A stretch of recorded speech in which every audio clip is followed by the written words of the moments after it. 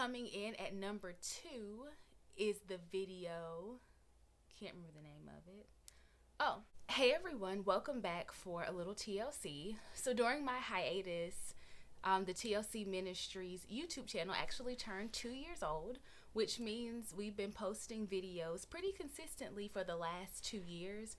During the first year anniversary, I did kind of like a best of and highlighted the videos that received the most views. So I want to do the same thing for year 2 so that you'll know the top videos from our second year of posting videos. So I really hope that you all enjoy.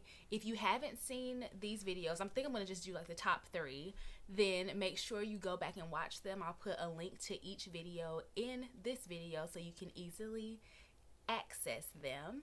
But yeah, I had a good time going back down memory lane, and I hope y'all do too. Let's get into it.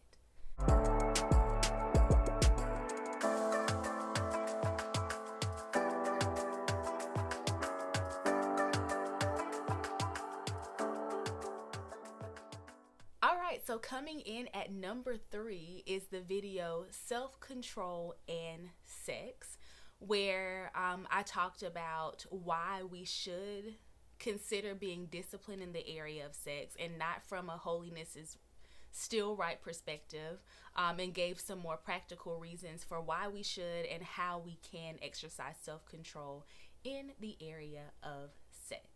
I do think that sex is good. I think that it is God ordained in certain contexts. We just have to learn how to be controlled with it so that we can experience the peace and the goodness that comes with it. Because when we are sexually out of control, you can have multiple baby mamas or baby fathers.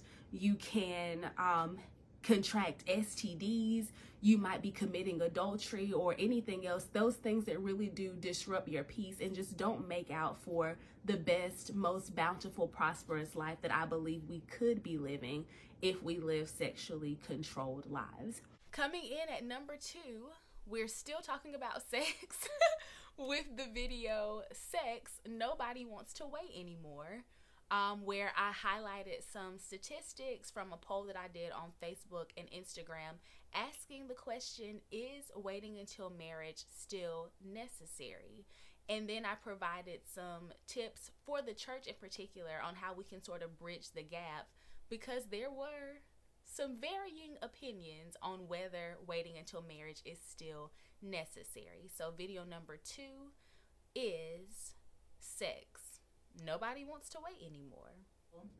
There are some themes that I would like the church to consider. And number 1, it's what are we going to do about this generation and this culture gap that seems to be taking place, where we have older folks, the majority of older folks, believing that it is necessary to wait until marriage to have sex, whereas the majority of younger folks do not think that that's the case. What are we going to do to bridge that gap?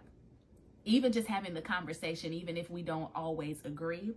Number 2, are there ways to acknowledge that there is some complexity to Christian sexuality and how we can address it, especially if people are having difficulty finding couples who lived by this standard? We have to even consider in the Bible how biblical heroes many times were struggling in the area of sexual control, whether we think about Abraham, whose wife told him to go and procreate with the mistress, whether we think about David, who had several wives and committed adultery with Bathsheba to the point of having her husband killed. If we think about Solomon, who had many wives, there are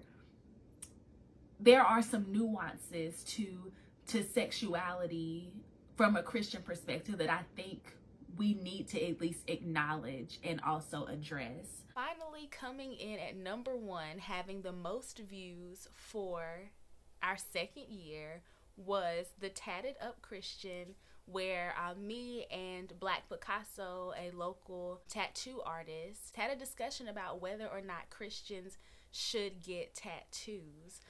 It sparked a lot of conversation, and so hopefully y'all have seen that.